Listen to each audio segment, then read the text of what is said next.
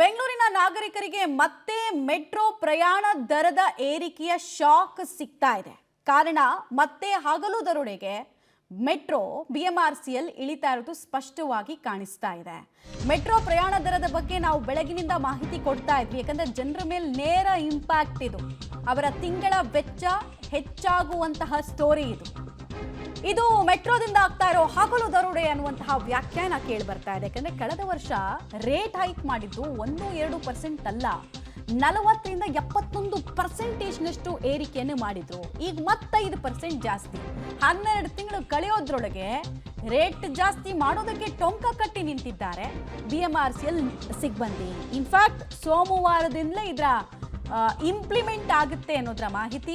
ಈ ಸಲ 5%ನಷ್ಟು ಏರಿಕೆಯನ್ನ ಮೆಟ್ರೋ ದರದಲ್ಲಿ BMRCL ಮಾಡ್ತಾ ಇದೆ. ಗ್ರೀನ್ ಸಿಗ್ನಲ್ ಸಿಕ್ಕಿದೆ. ಕೇಳಿದ್ರೆ ನಾವು ವರ್ಷ ಮಾಡಬೇಕು ಅನ್ನುವಂತಹ ಸಬೂಬನ್ನು ಕೊಡ್ತಿದ್ದಾರೆ. ವರ್ಷ ಇವ್ರು ಮಾಡ್ತಾರೆ ಸರಿ, ಹಾಗಂತ ಹೋದ ವರ್ಷ 71% ಆಗಿತ್ತು, ಅದೇ ಅವೈಜ್ಞಾನಿಕ. ಫಸ್ಟ್ ಆಫ್ ಆಲ್ ಅವರು ಹಿಂದಿನ ವರ್ಷಗಳಲ್ಲಿ ಮಾಡಿರಲಿಲ್ಲ ಅಂದರೆ ಅದು ಅವ್ರ ಪ್ರಾಬ್ಲಮ್ ಇತ್ತು, ಅದನ್ನೂ ಜನರ ಮೇಲೆ ಹೊರಿಸಿದ್ರು. ಜನ ಹೋಗಲಿ ಅಂತ ಸುಮ್ಮನಿದ್ರು, ಬೈಕೊಂಡ್ರು, ಮತ್ತೆ ಮೆಟ್ರೋ ಪ್ರಯಾಣವನ್ನೇ ಕಂಟಿನ್ಯೂ ಮಾಡಿದ್ರು. ಯಾಕಂದರೆ ಟೈಮ್ ಸೇವಿಂಗು, ಬೇಗ ರೀಚ್ ಆಗ್ಬೋದು, ಪೊಲ್ಯೂಷನ್ ಕಡಿಮೆ ಆಗುತ್ತೆ. ಈ ಥರ ಚೈನ್ ರಿಯಾಕ್ಷನ್ಗಳ ಕಾರಣಕ್ಕೆ ಮೆಟ್ರೋವನ್ನು ಅವಲಂಬನೆ ಮಾಡ್ತಾ ಇದ್ರೆ, ಈಗ ಹಗಲು ದರೋಡೆಯನ್ನು ಮಾಡ್ತಾ ಇದ್ರೆ ಇನ್ನು ಹೇಗೆ ನಾವು ಜೀವನ ಮಾಡೋದು?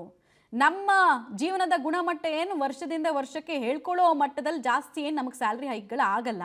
ಅದರ ಮಧ್ಯದಲ್ಲಿ ತಿಂಗಳಾದರೆ ಸಾಕು, ವರ್ಷ ಆದರೆ ಸಾಕು, ಯಾವುದ್ರಲ್ಲಿ ರೇಟ್ ಜಾಸ್ತಿ ಮಾಡಲಿ ಅಂತ ಸರ್ಕಾರನೂ ನೋಡ್ತಾ ಇರುತ್ತೆ, ಸರ್ಕಾರದ ಅಧೀನದಲ್ಲಿ ಬರುವಂತಹ ಸಂಸ್ಥೆಗಳು ನೋಡ್ತಾ ಇರುತ್ತೆ. ಮೆಟ್ರೋಗೆ ಬೇರೆ ಬೇರೆ ಆದಾಯ ಮೂಲಗಳು ಇದ್ದರೂ ಜನರ ಮೇಲೆ, ಜನರ ಜೇಬನ್ನ ಇನ್ನಷ್ಟು ಬ್ಲೀಡ್ ಮಾಡಿಸೋದು ಎಷ್ಟು ಸರಿ ಅನ್ನೋ ಪ್ರಶ್ನೆಯನ್ನ ಸಾರ್ವಜನಿಕರು ಕೇಳ್ತಾ ಇದ್ದಾರೆ. ಬಸ್ಸಿಗಿಂತ ಅಲ್ಲಿಗೆ ದುಬಾರಿ ಆದಂಗೆ ಆಗ್ತಾ ಇದೆ ನಮ್ಮ ಮೆಟ್ರೋ ಮೇಲಿನ ನಂಬಿಕೆನೇ ಜನ ಕಳ್ಕೊಳ್ಬೇಕಾಗಿ ಬರ್ತಾ ಇದೆ. ಯಾಕಂದ್ರೆ ಯಾವಾಗ ಇವರು ಜ್ಞಾನ ಬಂದಾಗ ರೇಟ್ ಜಾಸ್ತಿ ಮಾಡ್ಕೊಂಡು ಹೋಗ್ತಾ ಇದ್ದಾರೆ. ಕೇಳಿದ್ರೆ ವರ್ಷಕ್ಕೊಂದು ಅಂತಿದ್ದಾರೆ. ಬಟ್ ಇದು ಹಗಲು ದರೋಡೆ. ಮತ್ತೆ ದರ ಹೆಚ್ಚಳದ ಬಳಿಕ ನಮ್ಮ ಮೆಟ್ರೋ ಶಾಕ್ ಕೊಡ್ತಾ ಇದೆ. ಹಾಗಾದ್ರೆ ಈ ಮೆಟ್ರೋ ಮನ್ಸಿಗೆ ಬಂದಂಗೆ ರೇಟನ್ನು ರೈಸ್ ಮಾಡ್ತಾ ಇದೆಯಲ್ಲ, ಇದಕ್ಕೆಲ್ಲ ಫುಲ್ ಸ್ಟಾಪ್ ಇಡೋಕೆ ಆಗದೇ ಇಲ್ವಾ? ಕೇಳೋರು ಇಲ್ಲ, ಹೇಳೋರು ಇಲ್ವಾ? ಹಾಗಾದ್ರೆ ಬಸ್ ಪ್ರಯಾಣವನ್ನು ನೆಚ್ಚಿಕೊಂಡಿದ್ದ ಜನರನ್ನ ಮೆಟ್ರೋ ಬಳಸಿ, ಪರಿಸರಕ್ಕೆ ನೀವು ಕಾಂಟ್ರಿಬ್ಯೂಟ್ ಮಾಡಿ, ಪೊಲ್ಯೂಷನ್ ಕಡಿಮೆ ಮಾಡಿ, ಬೇಗ ರೀಚ್ ಆಗ್ಬೋದು ಅಂತ ಬಣ್ಣದ ಮಾತುಗಳನ್ನು ನೀಡಿ ಪುಸಲಾಯಿಸಿ, ಈಗ ನೋಡಿದ್ರೆ ಜೇಬಿಗೆ ಕತ್ರಿ ಹಾಕ್ತೀರಾ ಅಂದ್ರೆ ಏನರ್ಥ ಅನ್ನೋದು ಜನರ ಪ್ರಶ್ನೆ. ಡೀಟೇಲ್ಸ್ ಕೊಡ್ತಾರೆ ಪ್ರಕಾಶ್. ಬಡವರಿಗೆ, ಪರಿಸರಕ್ಕೆ, ಎಲ್ಲದಕ್ಕೂ ಅನುಕೂಲ ಮೆಟ್ರೋ ಪ್ರಯಾಣ ಅಂತ ಸರ್ಕಾರ ಹೇಳ್ಕೊಂಡು ಬರ್ತಾ ಇತ್ತು. ಈಗ ನೋಡಿದ್ರೆ ಮೆಟ್ರೋನ್ ಮುಟ್ಟಿದ್ರೆ ಶಾಕ್ ಹೊಡಿಯೋಂಗೆ ಆಗ್ತಾ ಇದೆ ರೇಟ್ ಹೈಕು.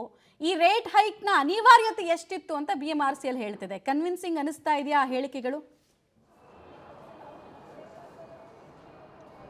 ಖಂಡಿತವಾಗ್ಲೂ ಕೂಡ BMRCLನ ಅಧಿಕಾರಿಗಳು ಹೇಳುವಂತಹ ಯಾವ ಹೇಳಿಕೆಗೂ ಕೂಡ ಹೊಂದಾಣಿಕೆ ಆಗ್ತಾ ಇಲ್ಲ.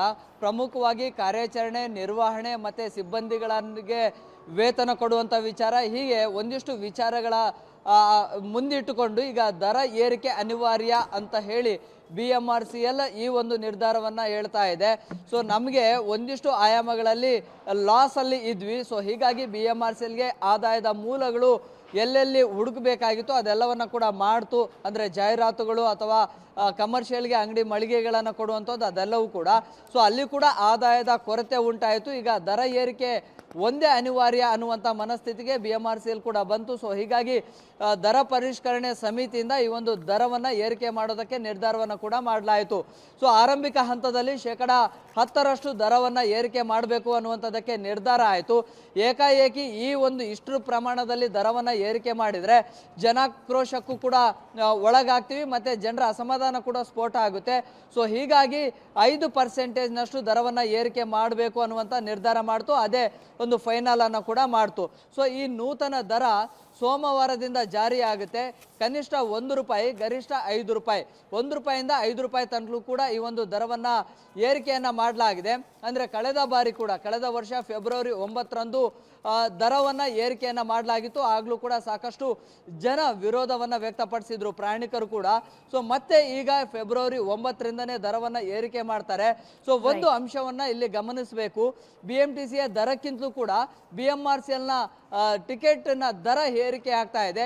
ಈ ಬಾರಿ ಜೇಬಿಗೆ ಕತ್ರಿ ಹಾಕೋದಲ್ಲ, ಮಚ್ಚನ್ನೇ ಹಾಕ್ತಾ ಇದ್ದಾರೆ ಅಂತ ಹೇಳಿ ಪ್ರಯಾಣಿಕರು ಕೂಡ ಅಸಮಾಧಾನವನ್ನು ವ್ಯಕ್ತಪಡಿಸ್ತಾ ಇದ್ದಾರೆ. ಪ್ರತಿ ಬಾರಿ ಕೂಡ ಹಗಲು ದರೋಡೆ BMRCL ಮಾಡ್ತಾ ಇದೆ, ಈ ಮೂಲಕವಾಗಿ ಪ್ರಯಾಣಿಕರ ಜೇಬನ್ನು ಖಾಲಿ ಮಾಡಿಸ್ತಾ ಇದೆ ಅನ್ನುವಂತಹ ಆಕ್ರೋಶಗಳು ಕೂಡ ಪ್ರಯಾಣಿಕರಿಂದ ವ್ಯಕ್ತವಾಗ್ತಾ ಇದೆ ಇದೀಗ. ಧನ್ಯವಾದ ಪ್ರಕಾಶ್, ನಮ್ಮನ್ನ ಮಾಹಿತಿಗಾಗಿ. ಅನಿವಾರ್ಯತೆಯನ್ನ ಅನಿವಾರ್ಯತೆ ಸೃಷ್ಟಿ ಆಗಿದೆ ಅನ್ನೋದು ಗೊತ್ತಾಗಿ, ಮೆಟ್ರೋ ಅವಲಂಬನೆ ಜಾಸ್ತಿ ಆಗಿದೆ ಅಂತ ಗೊತ್ತಾಗಿ ನಾವು ಎಷ್ಟು ರೇಟ್ ಏರಿಸಿದ್ರು ಕೂಡ 4 ದಿನ ಬೈಕೋತಾರೆ, 5ನೇ ದಿನದಿಂದ ಅಡ್ಜಸ್ಟ್ ಆಗ್ಬಿಡ್ತಾರೆ. ಜನನೇ ಹೀಗೆ ಅನ್ನೋ ಮೆಂಟಾಲಿಟಿಯಲ್ಲೇ ಎಥಿಕಲಿ ತುಂಬ ತಪ್ಪು. ಬಿಕಾಸ್ ರೇಟನ್ನು ಹೋದ ವರ್ಷ ಜಾಸ್ತಿ ಮಾಡಿದ್ರು, ಇನ್ಫ್ಯಾಕ್ಟ್ 5 ವರ್ಷದ ಒಂದೇ ಸಲಕ್ಕೆ ಬರೆಯನ್ನು ಹಾಕಿದ್ರು. ಅಟ್ಲೀಸ್ಟ್ ಬ್ರೀತಿಂಗ್ ಸ್ಪೇಸನ್ನು ಸಾರ್ವಜನಿಕರಿಗೆ ಕೊಡಬೇಕಾಗಿತ್ತು.